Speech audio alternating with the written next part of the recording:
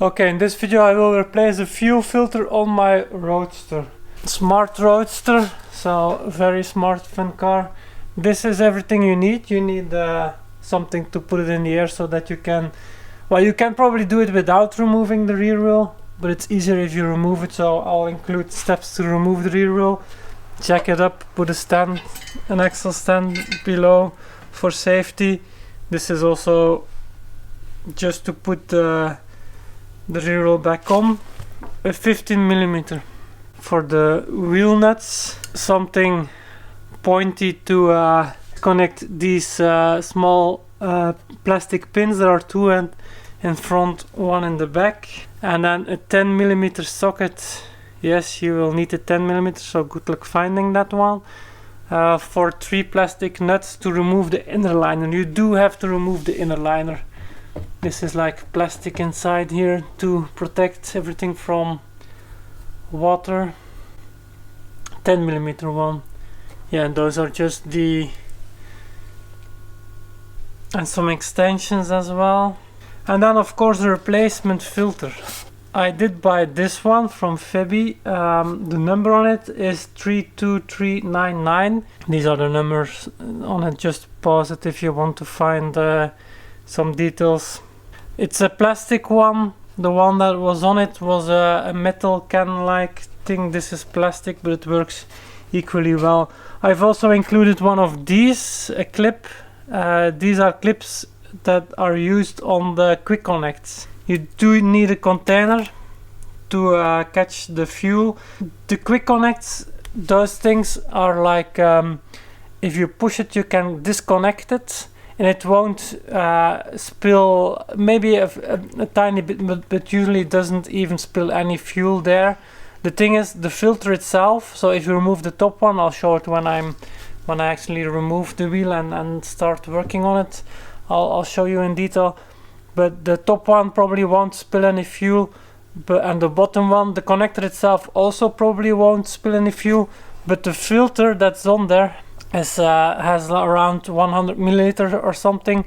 That filter contains fuel, and that's what will be leaking fuel once you disconnect everything. So that's why you will need to catch some of the fuel that's in there. The connectors are fine. That's what we will be doing today. Replace the fuel filter. So I'll start by jacking up the car. Okay, so for jacking it up, you have jack up points here. These things. Front as well. I'm taking you can jack it up from there and then put this axle stand underneath here. Or I take the big jack and I put it underneath the engine. And that way I can lift the whole back of the car like this. Don't put it on the oil pan there, because that's very flimsy. You have to put it on the engine itself or the transmission. Make sure to put something behind your wheels. If you put the handbrake on, that's only blocking the rear wheel. So that won't prevent the car from rolling away. And then here there is a ridge that you can almost here. This is where you need to put this on.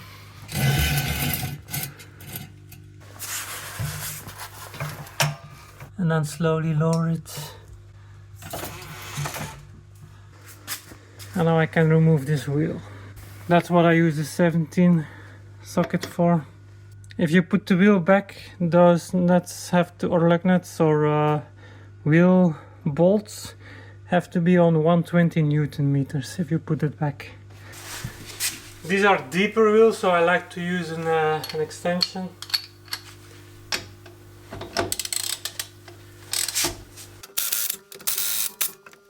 There are only 3 wheel nuts. Remove your wheel, put it aside,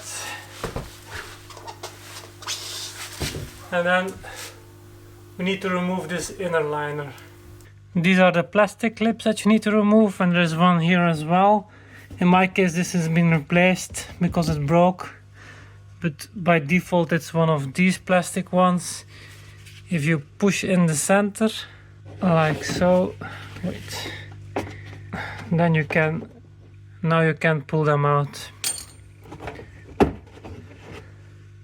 Like this. And then to put them back in, I'll show it when I put it back. And there's one there as well. Next you undo those 3 plastic bolts. 3 10mm bolts. There, there, and there. Those are plastic ones, so don't go crazy on them. This is what they look like. Small plastic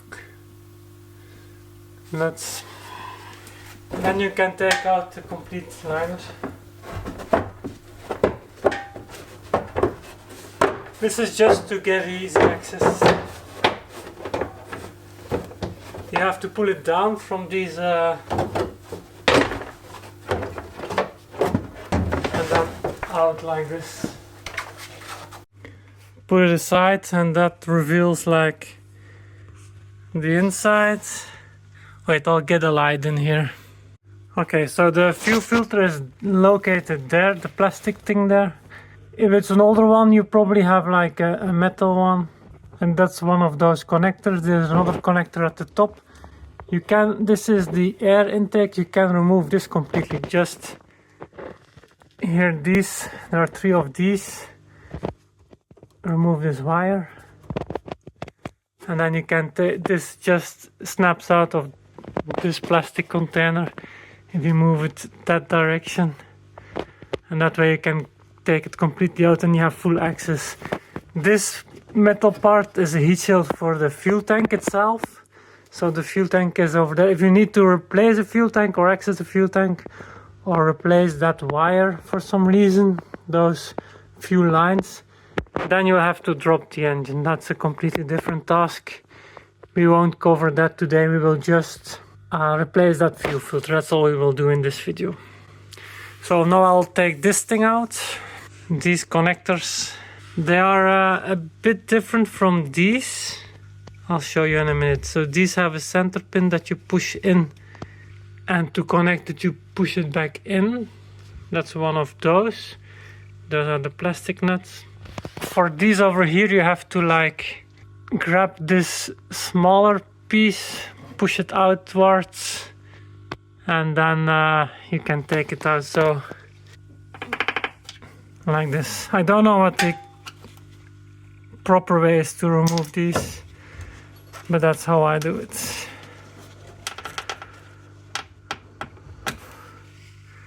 And once the center is out, you can push the pin out. There are 3 there, there, there, and there. And then this, you can leave this sensor in place.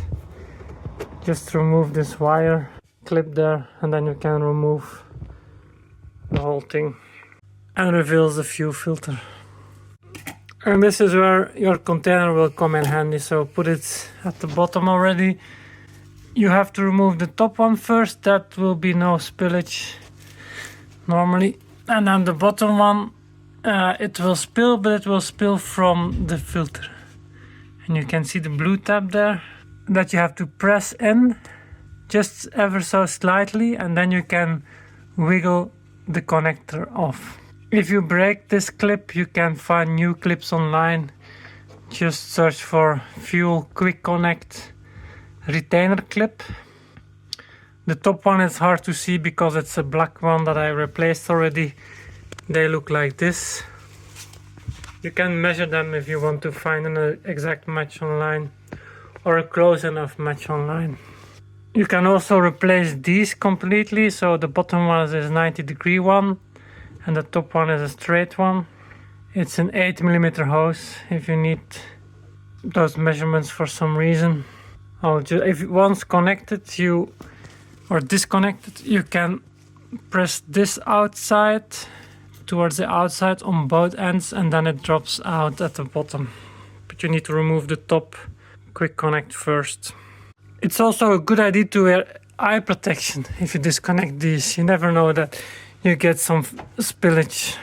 So the top one is disconnected now. It did spill a bit, but this is like minor spillage. The real amount will come from this filter. And from here it's a quick pull that one out, put the new one back in, put it back already, and you should be able to hear it click. It's pressurized, the system, once you start the engine, so it's important that you hear it click, otherwise it can just disconnect. Did you hear it? That's sufficient. Now it's on and it won't go off anymore without someone pressing the clip. And now we'll put everything back. Don't forget your air intake. That goes on first. Putting this wire back in the notch. Using these clips. To put this snorkel back in, what you can do is if you open your boot here, you can remove the lid from the air filter housing, and then you can see where that one has to connect again to that part. Makes it a lot easier. So these clips, 4 of them, you can remove this lid, the notches on that side, and that's the hole it should go in. Then your inner liner and then your wheel back. That's how easy it is to replace a fuel filter on a smart Roadster.